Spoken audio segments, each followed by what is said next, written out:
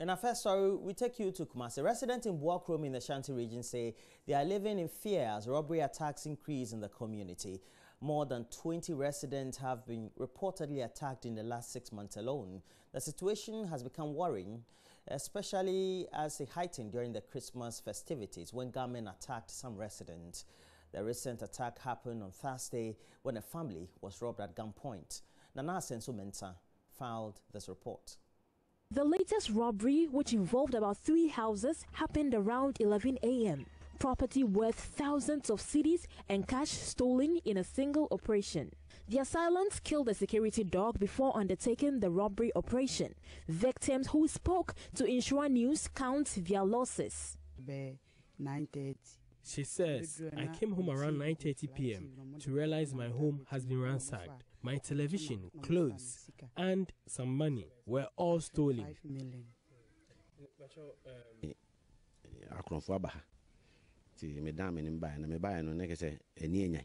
I was at work when I learned I have been robbed. When I came, I realized my money was stolen. My television and others were all gone. I later saw the padlock to my back door broken.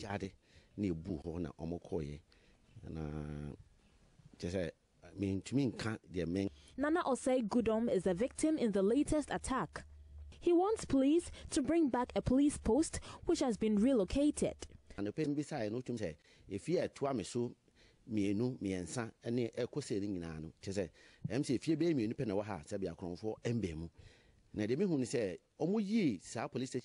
investigations show most of the houses were robbed in recent days. I suggest the police bring back the post they have closed down. The community is being taken over by prostitutes, I learned, so the police should act fast.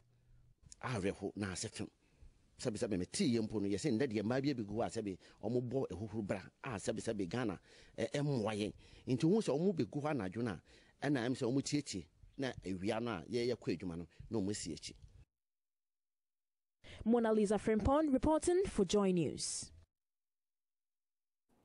The Pro-Vice-Chancellor of the University of Cape Coast, Professor George K.T. Odro, wants the use of mobile phone apps, WhatsApp, restricted during working hours, especially in schools and civil service organizations. Professor Odro says it is wrong for teachers and civil servants to stay on their mobile phones chatting all day instead of performing their duties. He's also encouraging government to take steps to correct this attitude among workers as the practice is proving counterproductive.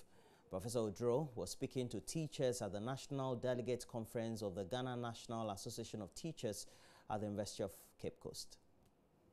It is fast becoming normal when deadlines are looming. A project hasn't even got off the ground.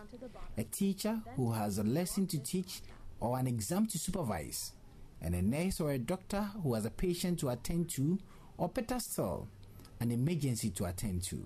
Yet, despite these pressing issues, the Ghanaian can't seem to tear him or herself away from social media applications like WhatsApp, Facebook, Pinterest, or Twitter during working hours.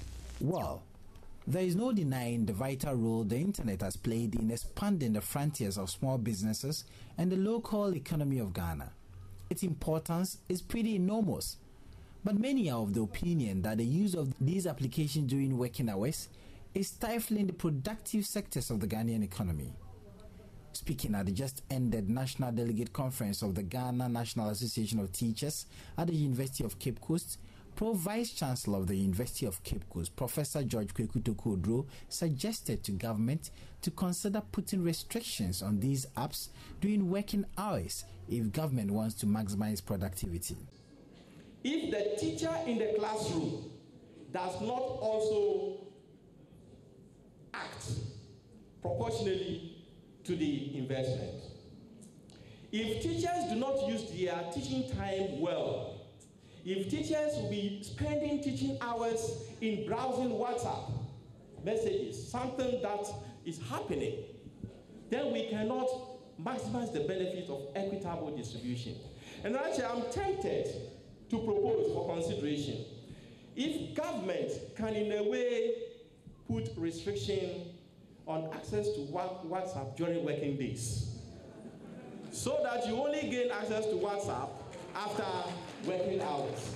Well, you might be a corporate, so next time when you find yourself checking Facebook or WhatsApp for the 100th time within an hour at the expense of what you have to do, then know that you are minimizing productivity. Perhaps the deadliest usage of these apps might be driving and Facebooking or WhatsApping. Or imagine a nurse who has stuck a needle on the buttocks of a patient and at the same time receiving a mobile phone call or WhatsApping a friend. Richard Kwejanyako, Joy News, Cape Coast. President Cafaro says one of Ghana's main challenges is eradicating widespread poverty. He says challenges such as poor performance in the public service, chieftaincy and ethnic conflict, as well as vigilantism, were impeding the country's progress. Addressing a gathering of various political parties, religious leaders and Ghanaians to mark 25 years of the Fourth Republic, President Cafaro stressed that investing in agriculture and innovation was the most effective way to improve the living standards of Ghanaians and also put Ghana on the path of prosperity. The biggest challenge we face continues to be eradicating widespread poverty. We still have challenges in the performance of our public services. We face threats, traditional and contemporary, to our nation's security and social stability in the form of chieftaincy conflicts, land disputes, ethnic conflicts, vigilantism, cybersecurity issues, youth unemployment, economic hardships, and corruption in our public life. But the fundamental commitment to resolving these challenges within a framework of due process must be unshaken. Primarily, we began to take a deep look at the structure of our economy and transform it from a raw material producing and exporting one to a value-added industrialized economy with a modernized agriculture to serve better our needs. The era of Ghana's industrialization has dawned so that we can trade in the global marketplace, not on the basis of raw materials, but on the basis of things we make, inspired by our sense of enterprise, creativity, and innovation. It is the most effective way we can generate jobs and wealth for the masses of our people and join the ranks of the developed, prosperous nations of the world. Our goal has to be constant, to fulfill the hopes and aspirations of Ghanaians who yearn for improvements in their living standards, in conditions of peace, security, and solidarity, and to put Ghana onto the path to sustained progress and prosperity. And before we go, spaghetti, known locally as talia, undoubtedly is the commonest local pasta the world over. Though it's more prominent in Italian cuisine, African dishes like jollof, rice and beans, known locally in Ghana as wache, are incomplete without the creative delicacy. And Lava Firm's Kwesi Debra takes us into a local processing hub in Kumasi as he explores the potential of the industry in the face of growing foreign competition.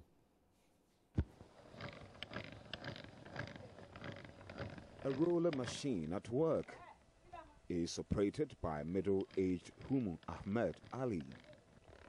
Her family has been producing local pasta in this space at Kumasi Roman Hill for over 50 years. I learned the trade from my mother. She started it and I took over.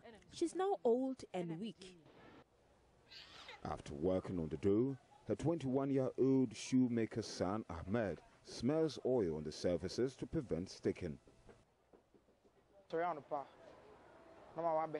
depart for work, I help her from 7 to 11 a.m. After several pieces, it's now time to cut out the pasta. As Ahmed prepares the machine, her sister Adiza brings the drying tray. The dough is then watered for smooth cutting.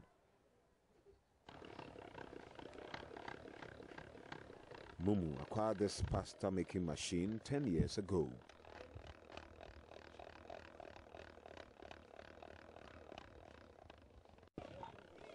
Pastas are arranged in 3 vertical and horizontal rows.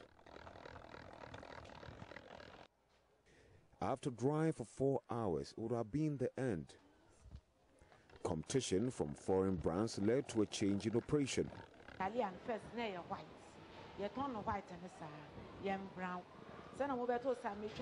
The foreign brands resulted in low sales, so we decided to roast it to a brownish shade and sales soared.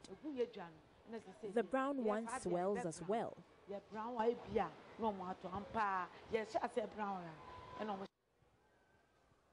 She has been using this small oven for many years.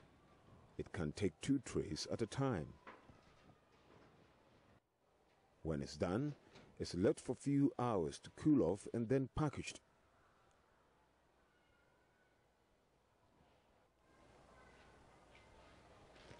One goes for a city.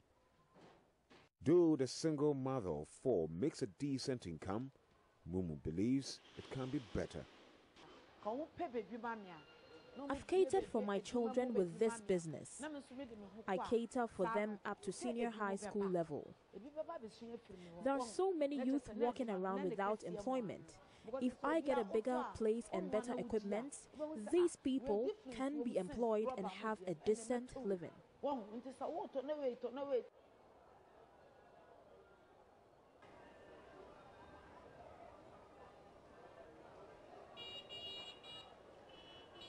Smoky and delicious. Unfortunately for this big community, she's the only one involved in this business. What if there are 2, 3, 4, 5, 6, or 7? That means the unemployment rate would definitely dwindle. From Roman Hill, Kumasi, reporting for JoyNews, Kwesi Deborah. You can trust Kwesi Deborah for good reports. I hope that you also loved the camera work there. But please make sure you stay with us for a lot more news. We'll be reviewing the newspapers very soon. I'll be joined by Mama Vioso Abuaje. And of course, we'll be talking about 25 years of the Fourth Republic, 1 year in office of President Nana Addo Dankwa Akufo-Addo and the MPP government. And we'll have a great conversation later on as we speak to a number of panelists. And that will be at the press center here in Accra. But please make sure that you stick and stay. We'll be right back.